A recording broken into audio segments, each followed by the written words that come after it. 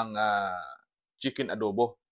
So, ipapakita ko po sa inyo yung ating chicken adobo kung paano ko niluluto. So, simpleng pagluluto lang 'to mga kaidol.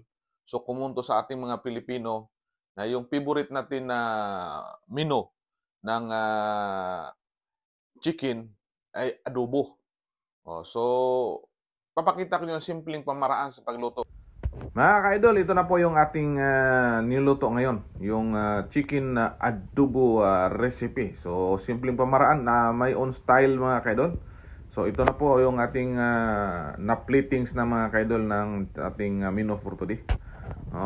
So, pinapakita ko po sa inyo mga ka-idol at maya ipapakita ko sa inyo kung paano ko niluluto mga ka-idol para malaman nyo at kung gusto nyo gayahin ay madali lang sundan mga ka-idol. So tara, samahan niyo ako mga ka-idol. So naglagay na tayo ng cooking oil. Painitin lang natin mga ka-idol. At siyempre nag-chop na tayo ng garlic. Ito po ang ating minced garlic mga ka-idol. So mas masarap pag maraming garlic mga ka-idol. Medyo mabango ang amoy. At until light brown lang natin mga ka-idol. At siyempre nagano tayo ng chopped onion. Isang piraso lang mga ka-idol. So isuti lang natin siya.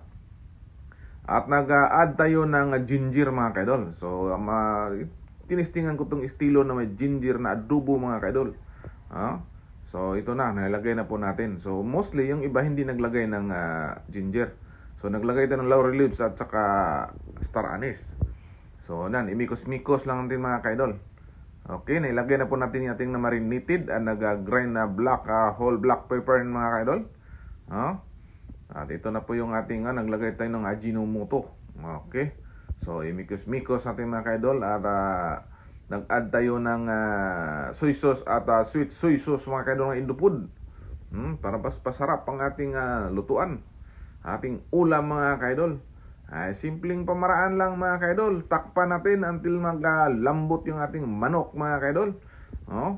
Para mas lalong sumasarap at samahan natin ng pagmamahal mga kaidol. Para lalong sumasarap ang ating luto at siyempre masaya ang kainan pag masarap ang luto. So nag-toppings tayo ng spring onions mga kaidol para mas dagdag pabango at siyempre masarap din kainin yung onion mga kaidol. Saglagay tayo ng white sugar para pang neutralize mga kaidol sa ating mga ingredients na ilagay. Ito na po mga kaidol, patapos na tayo. Thank you so much for watching Kung gusto niyo sundan, panoorin lang po niyo mula sa umpisa hanggang sa pagtapos. At huwag kalimutan na magbakas ng comments, mag-like at mag-share. So nag-platings na po tayo mga kaidol. Ito na po yung ating pag-platings mga kaidol. Para makita niyo po kung paano ko ginagawa yung ating pag-platings. So maglagay tayo ng presentation mga kaidol para mas maganda tingnan.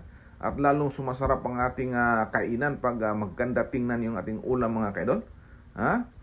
Kagaya bas babae pag maganda tingnan mga kaidol. Nako, parang natatakam ka mga kaidol. So gaya ng ulam natin, pagandahin natin mga kaidol para masarap tingnan. Okay? Para sa katulad sa ating asawa mga kaidol. Okay, maraming salamat sa inyong pagpanood. Bye bye.